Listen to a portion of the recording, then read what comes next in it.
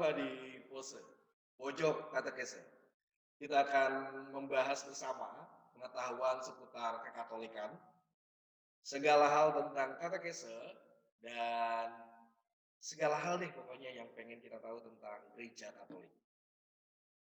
Di pertemuan pertama kita pada hari ini atau di pembahasan pertama kita kali ini kita akan membahas bersama tentang Bunda Maria. Dan kebetulan nih kita hari ini merayakan bersama kelahiran Santa Perawan Maria.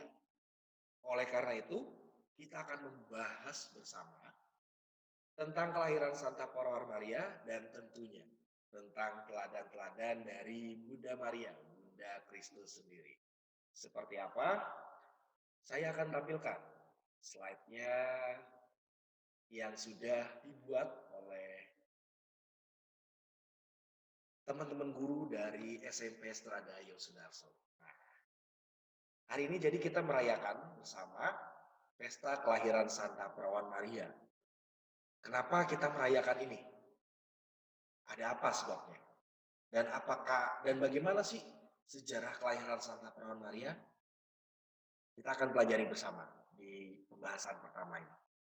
Baik, kita masuk pesta kelahiran Santa Perawan Maria. Ya. Jadi hari ini seluruh dunia, gereja seluruh dunia ya, merayakan pesta kelahiran Santa Perawan Maria.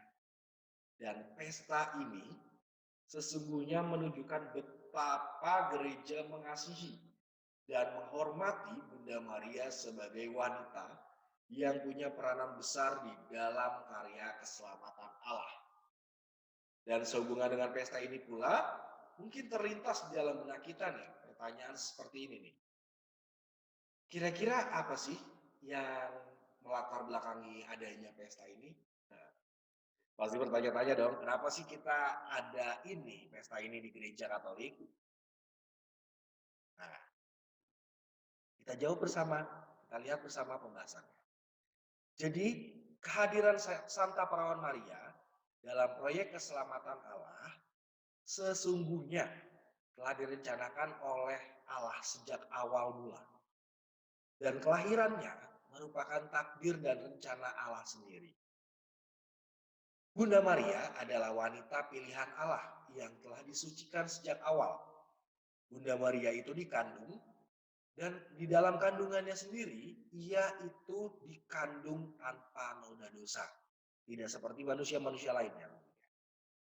Dan Allah sungguh menyiapkan Santa Perawan Maria sebagai bejana rohani bagi diamnya putranya sendiri, yakni Yesus Kristus. Ini apa namanya?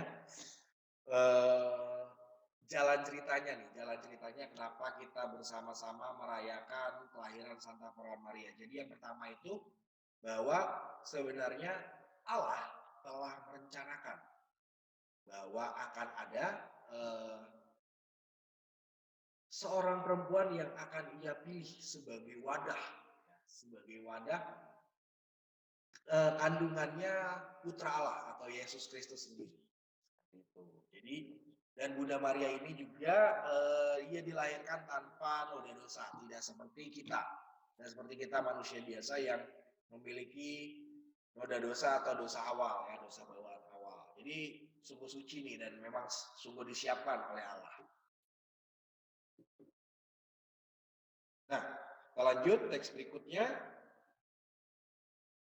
Dalam konteks pengakuan iman inilah, gereja merasa perlu menentukan suatu hari khusus, yaitu 8 September untuk merayakan peristiwa kelahiran Maria. Nah, hari ini kita rayakan bersama nih, pesta kelahiran Bunda Maria nih. Dan dasar pertimbangan di sini barangkali sangat sederhana.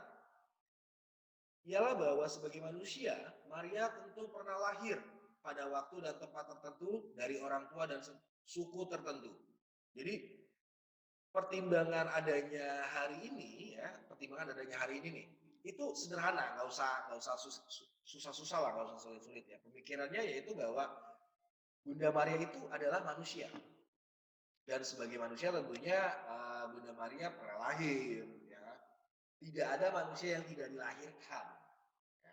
Pasti semua manusia itu dilahirkan. Nggak mungkin tahu-tahu ada. Nah, itu konteks mudahnya dan sederhananya. Di dalam Injil-Injil sendiri tidak mengatakan jelas nih bahwa Maria adalah keturunan Daud sebagaimana Yusuf suaminya, ya.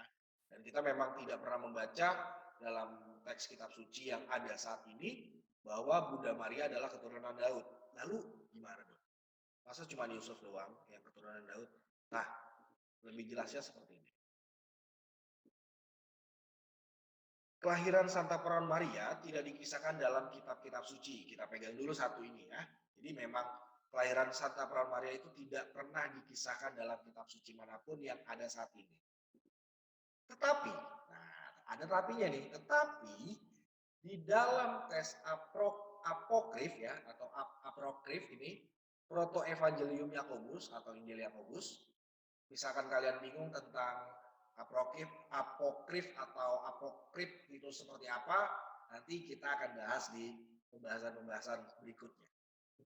Ini dalam teks ini ditemukan bahwa Santa Perawan Maria itu dilahirkan dari pasangan suami istri, yaitu Santo Yoakim dan Santa Ana. Mungkin kalian semua pernah dengar ya tentang Santo Yoakim dan Santo Yoakim dan Santa Ana. Ya. Nah ini Bunda Maria dilahirkan oleh Santa Ana dan bapaknya namanya Santo Yoakim. Dan secara singkat di dalam keluarga ini Bunda Maria dididik dan dibesarkan sebagai orang yang beriman hingga tumbuh menjadi seorang wanita dewasa dan kemudian diambil oleh Yusuf suaminya, ya, diambil sebagai istri tentunya. Dan bersama dengan Santo Yusuf mereka membesarkan Tuhan Yesus dengan penuh cinta dan menjadikan keluarga mereka sebagai keluarga kudus Nazaret. Satu-satunya keluarga kudus yang pernah ada di dunia, yaitu keluarga kudus Nazaret. Di sini Santa Perawan Maria atau Bunda Maria itu hadir menjadi batas atau garis pemisah antara perjanjian lama dan perjanjian baru nih. Jadi perjanjian lama itu digenapi di perjanjian baru. Dan sebagai jalan dari perjanjian lama menuju perjanjian baru, itu hadirlah Bunda Maria. Ya, yang mana dia berdiri di tengah-tengah, di sini perjanjian baru, di sini perjanjian lama. Penggenapannya perjanjian lama menjadi perjanjian baru, harus melewati tahapan yang namanya Bunda Maria dulu nih. Atau harus melalui Bunda Maria dulu. Karena di perjanjian baru itu diceritakan bagaimana kisah Yesus Kristus. Dan tanpa adanya Bunda Maria, tentunya tidak akan ada Yesus di dunia. Betul nggak? Betul ya. Dan Bunda Maria sendiri secara resmi menunjukkan kepenuhan hatinya, menunjukkan kerelaan hatinya sebagai Bunda Kristus atau Bunda Allah itu dengan menjawab apa yang dilakukan waktu itu saat malaikat Gabriel datang ya, saat malaikat menghampiri dia, dan Bunda Maria hanya menjawab pasrah, sesungguhnya aku ini hamba Tuhan, jadilah padaku menurut perkataanmu itu. Dan ternyata tanggapan positif dari Bunda Maria ini itu memberikan sukacita yang luar biasa kepada umat manusia. Karena apa? Jawaban ini yang ditunggu-tunggu oleh seluruh umat manusia. Kenapa ditunggu-tunggu? Tanpa ada jawaban ini, Allah tidak mungkin menaruh Yesus di dalam rahim Maria. Dan tanpa jawaban ini, tidak mungkin Tuhan Yesus bisa lahir ke dunia. Karena apa? Perawan yang sudah dipilih oleh Allah sejak dulu tidak mau. Waduh, bahaya ya. Dan akhirnya dari jawaban positif Bunda Maria ini, hadirlah Tuhan Yesus yang dinanti-nantikan seluruh umat manusia untuk menebus dosa. Nah, sekarang kita tadi sudah belajar tentang atau kita sudah mendalami tentang bagaimana Bunda Maria itu lahir. Ya. Nah, apa sih efeknya untuk kita sebagai para penghuni perkumpulan Strada atau para orang-orang yang hadir di perkumpulan Strada, karena Strada itu diambil dari nama Bunda Maria juga ya. Bukan nama, artinya gelar atau sebutan ya, bukan nama tapi gelar atau sebutan. Jadi Bunda Maria dan perkumpulan Strada. Kita lihat lebih jelasnya. Nah, ini adalah gambar Maria della Strada. Tentu kalau misalkan kalian sudah pernah mengikuti MPLS Strada, pasti akan diberitahu tentang spiritualitas Maria della Strada, dan pasti harusnya, bukan pasti ya, harusnya kalian tahu bahwa ini adalah gambar Maria della Strada. Nah, ini ada gambar Maria della Strada dan lambang Strada sendiri. Apa kaitannya kira-kira?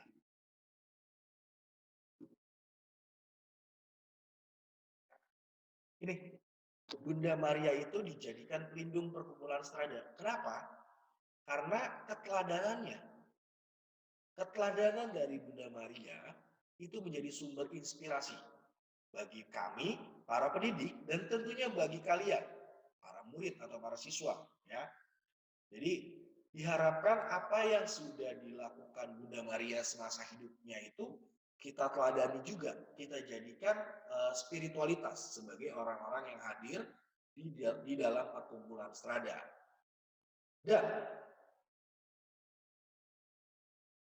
keteladanan Bunda Maria ini kita bawa terus di dalam spiritualitas kita sehari-hari di dalam pergumulan kita di perkumpulan Strada. Nah, ada beberapa keteladanan yang memang diambil oleh perkumpulan Strada dari Bunda Maria. Yang pertama, Maria teladan kesiapsediaan. Dari mana sumbernya? Sumbernya dari Injil Lukas bab 1 ayat 26 sampai 38. Berbicara tentang apa? Kira-kira tentang apa? Ayo. Lukas bab 1 ayat 26 sampai 38. Ada yang tahu nggak? Ayo, kira-kira ada yang tahu nggak? Lukas bab 1 ayat 26 sampai 38 itu bercerita tentang Bunda Maria yang didatangi oleh malaikat Gabriel, di mana malaikat Gabriel itu membawa kabar sukacita, dan di situ Bunda Maria bersedia menjadi perawan pilihan Allah dan bersedia mengandung Yesus Putra Allah. Itu adalah garis besar cerita dari Injil Lukas bab 1 ayat 26 sampai 38. Dan tanpa adanya jawaban iya dari Bunda Maria, tadi kita balik lagi, tidak akan ada Yesus di dunia ini. Nah, apa keteladanan yang perlu kita ambil di sini? Kesiapsediaan Maria menjalankan kehendak Allah menjadi Bunda penebus terungkap dengan kesanggupannya. Dengan menjawab, aku ini hamba Tuhan, jadilah padaku menurut perkataanmu. Dan ini merupakan tanda kesiapsediaan seorang perawan untuk mengandung dari Roh Kudus. Nah, kalau Bunda Maria sudah siap sedia dalam menjalankan hal apapun, kira-kira gimana dengan kalian, dengan kita juga nih? Apakah kita juga siap sedia menjalankan segala halnya yang sudah direncanakan oleh Allah? Balik lagi, kita tanyakan ke dalam diri kita masing-masing. Kita lanjut, yang kedua, kita akan mendalami tentang Maria teladan daya juang. Ini ada di dalam Injil Matius bab 2 ayat 19 sampai 23. Jadi Bunda Maria itu memiliki daya juang yang luar biasa. Tentunya dalam menyelamatkan bayi Yesus. Dengan apa? Dengan cara mengungsikannya ke Mesir. Dan di dalam Injil ini diceritakan bahwa Yesus itu harus dibawa pergi oleh Bunda Maria dan Santo Yosef ke Mesir. Karena apa? Karena saat itu Herodes memerintahkan agar semua bayi laki-laki yang ada di daerah Bethlehem itu dimusnahkan atau dibunuh. Dan kebetulan memang waktu itu Yesus lahir. Kenapa dibunuh sih sama Herodes? Ayo, kira-kira kenapa dibunuh sama Herodes? Karena Herodes takut Yesus itu nanti besar dia jadi raja. Karena sudah diberitakan oleh 3 orang Majus bahwa ada raja lagi yang lebih hebat, lebih tinggi, lebih luhur dari dia. Oleh karena itu Herodes takut, Sehingga ia memerintahkan orang-orang di Bethlehem atau algojo-algojonya untuk membunuh semua bayi laki-laki yang lahir pada saat itu. Dan di sini Bunda Maria berjuang bersama dengan Santo Yusuf membawa lari Yesus berjalan dari Bethlehem menuju ke Mesir. Ya. Daya juang loh, habis melahirkan Bunda Maria harus gimana caranya menyelamatkan Yesus. Wah, ini daya juang banget. Gimana dengan kita? Kita mau punya daya juang juga atau enggak? Kita mau berjuang juga enggak dengan kehidupan kita saat ini? Nah, yang berikutnya, Maria teladan ketaatan. Ini ada di Injil Lukas bab 2 ayat 21 sampai 24. Bunda Maria adalah sosok perempuan yang taat pada hukum Tuhan, seperti sunat dan membawa Yesus ke Yerusalem untuk diserahkan pada Tuhan. Ya. Jadi Bunda Maria bukan tipe orang yang karena sudah dipilih Allah, sudah digenapi oleh Allah sebagai perawan pilihannya, dia tetap menjalankan apa yang diperintahkan, apa yang dianjurkan oleh hukum Tuhan pada saat itu atau hukum Taurat pada saat itu. Ia tetap membawa Yesus untuk disunat. Ia tetap membawa Yesus atau mempersembahkan Yesus ke bait Allah ya untuk diserahkan oleh Tuhan. Dan itu adalah ritual atau hukum yang ada pada saat itu di daerah Nazaret, Bethlehem ya. Ada saat itu hukum itu berlaku, hukum Taurat itu berlaku dan Bunda Maria taat untuk melaksanakan hukum itu. Nah, Bunda Maria sudah taat nih. Kira-kira kita gimana? Taat juga atau enggak? Atau malah enggak menghormati aturan yang ada dalam agama kita sendiri? Nah, kita tanyakan dalam diri kita. Berikutnya, teladan yang berikutnya yang akan kita pahami tentang kesabaran. Bahwa Maria adalah sumber teladan kesabaran. Berdasarkan Injil Lukas bab 2 ayat 41 sampai 52. Dan di sini bercerita tentang bagaimana Yesus yang hilang di bait Allah sehabis perayaan Paskah di Yerusalem. Dan di sini Bunda Maria terlihat sabar banget menghadapi sikap Yesus saat itu. Ya. Yesus hilang di bait Allah saat diajak pulang kembali ke Nazaret. Ternyata Yesus tidak ikut pulang. Yesus tinggal di Yerusalem, di bait suci bersama dengan para ahli Taurat. Dan akhirnya Bunda Maria harus balik lagi ke bait Allah itu untuk menjemput Yesus. Perjalanan 3 hari lamanya. Tetapi Bunda Maria dengan sabar balik lagi.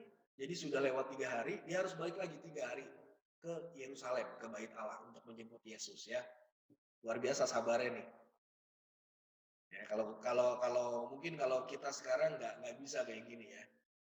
Dia jalan kaki, Bunda Maria jalan kaki waktu itu menjemput Yesus 3 hari. Nah, Bunda Maria menjalani ini semua dengan kesabaran. Kita menjalani kehidupan kita bisa nggak dengan sabar? Kira-kira gimana? Ayo. Ya, berikutnya tentang bagaimana Bunda Maria merupakan teladan kepedulian. Dari gambar yang tampak di sini ada suatu perjamuan ya kalau kalian tahu di Yohanes bab 2 ayat 1 sampai 12 itu bercerita tentang pesta perjamuan di Kana. Dan di sini Yesus pertama kali membuat mujizat ya. Mujizatnya apa? Merubah air menjadi anggur. Dan peran Bunda Maria di dalam mujizat pertama Yesus itu sungguh besar. Karena apa? Karena kepeduliannya.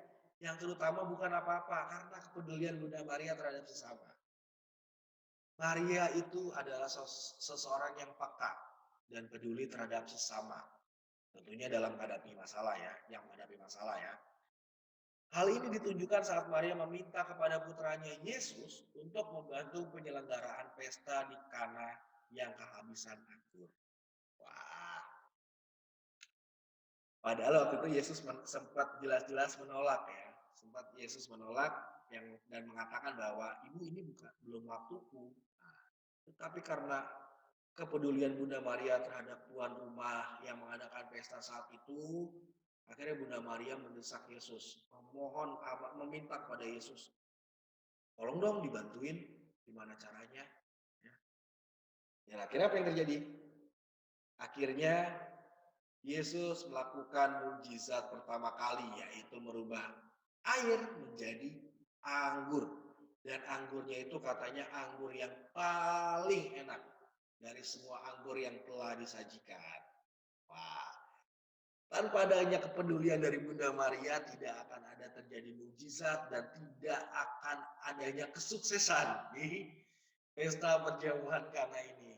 Nah, itu adalah teladan-teladan yang perlu kita pelajari, perlu kita tiru dari Bunda Maria, tentunya di pesta kelahiran Santa Perawan Maria ini.